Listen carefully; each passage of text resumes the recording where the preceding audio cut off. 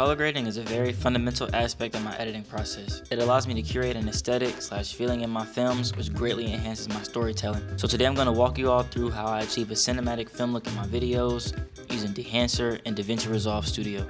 Alright, so jumping right into it, I have a couple different clips that I shot under various lighting conditions. This way, you can get an idea of just how versatile the Dehancer plugin is. So I like to keep my process pretty straightforward. I drag and drop Dehancer onto a node from my color tab. From here, I change my source from Rec 709 to choose camera. Now in this situation, you would just choose whatever camera you have. From there, I go down to print and change my profile from linear to Kodak 2383.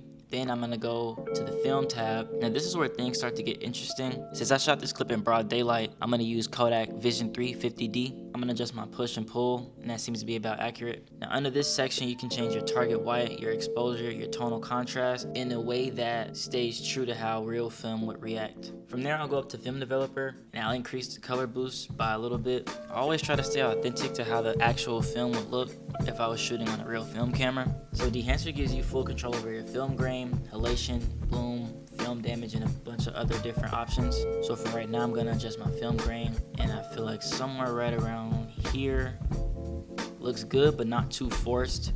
So once I have a good grade that I like, I grab my still and I use that as a base for the next clip. So typically what I'll do is I'll apply my grade to this clip. So I'm gonna start by increasing the exposure, tweaking my white balance, increasing the color. I just really like the flexibility that this plugin gives me. The Blackmagic 6K has amazing colors right out of camera, but adding this plugin on top of it really enhances the grade.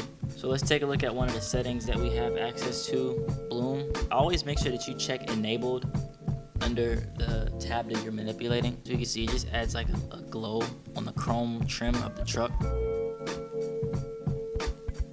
The colors look really rich and not too saturated.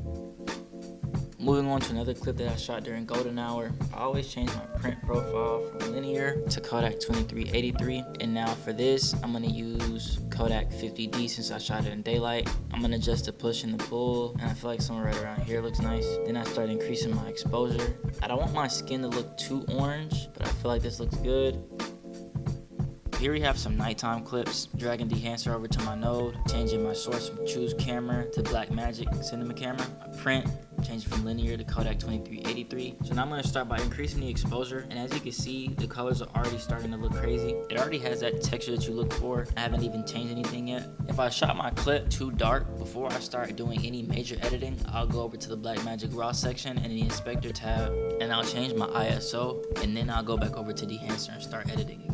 So I'm gonna increase the saturation by a lot in this clip just because I feel like it'll still look natural. I'm gonna increase the film grain by a little bit. Take the still that I grabbed from my gallery section and I'm gonna drag it over to this new one. So as we can see, this is already looking good, but it can use some minor adjustments. I'm very impressed with how this clip turned out. Since we shot this at night, the film stock that I use is Kodak Vision 3 500T. Moving on to another clip that I shot at night in my studio.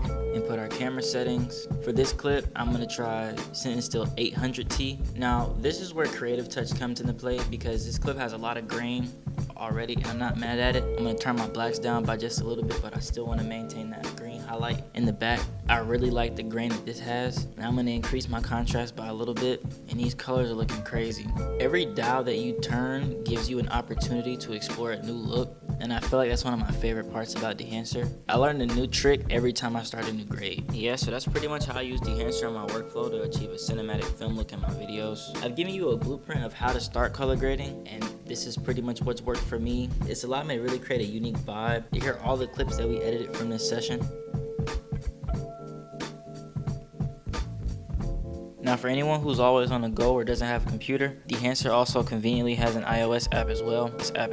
This is a game changer because I can just make a quick edit on my phone. Here's some iPhone footage that I played around with. I still have flexibility in how my grade came out. I also tested some of the visual effects like overscan, which is something that you see a lot of in Super 8 footage. Now all in all, I think Dehancer is a great investment for all the filmmakers and editors out there. The workflow is seamless and it gives you a lot of creative control over the look of your film. I always try to stay true to my word and put out content that I would have liked to see as I was coming up in film, and I genuinely don't have anything bad to say. I've been using Dehancer for a couple weeks now, and I couldn't really see myself not using it. If you consider buying Dehancer, use my code Almighty1 for 10% off your order. I'm looking forward to seeing what you all create.